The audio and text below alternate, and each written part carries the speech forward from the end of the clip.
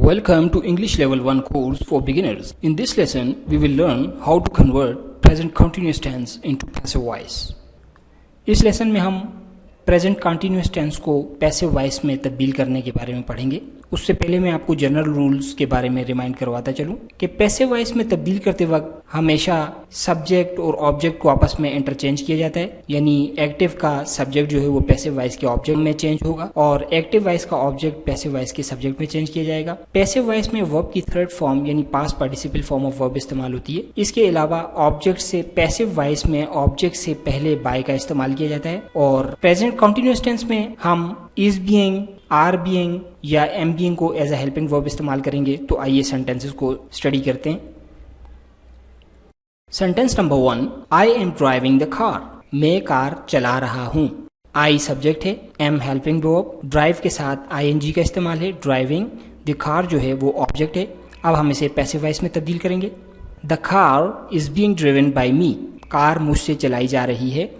अब आप देखें कि एक्टिव वॉइस में द कार जो था वो ऑब्जेक्ट था, तो इसे हमने पैसिव वॉइस का सब्जेक्ट बना दिया द कार, और इसके लिहाज से हमने इज बीइंग को एज अ हेल्पिंग वर्ब जो है चॉइस किया है। The car is being, drive की third form past participle form of drive का इस्तेमाल किया, driven. The car is being driven, और आई की जगह जो है मी का इस्तेमाल होगा और इससे ऑब्जेक्ट से पहले हम बाय का इस्तेमाल करेंगे। तो the car is being driven by me.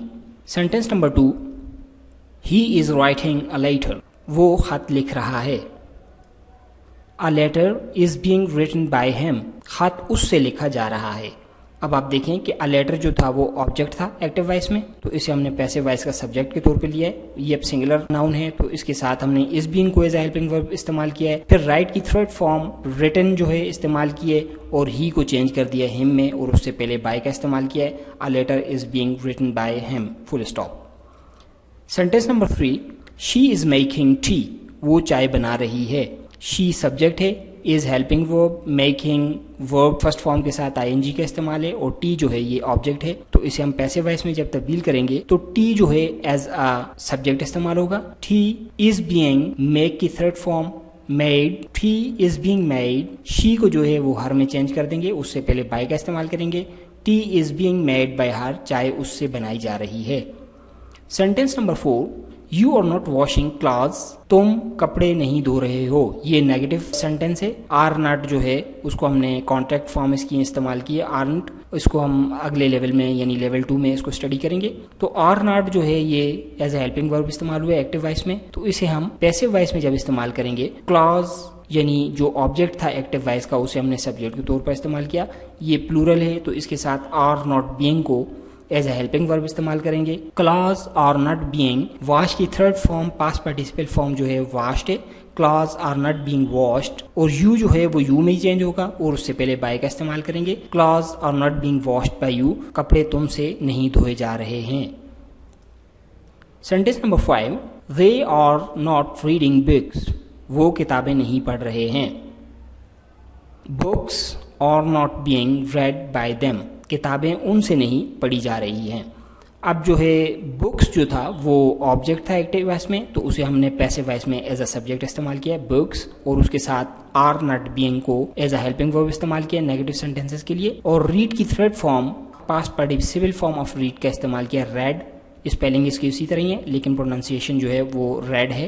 Books are not being read, और दे को चेंज कर देंगे देम में, तो उससे पहले बाय का इस्तेमाल करेंगे। Books are not being read by them, full stop.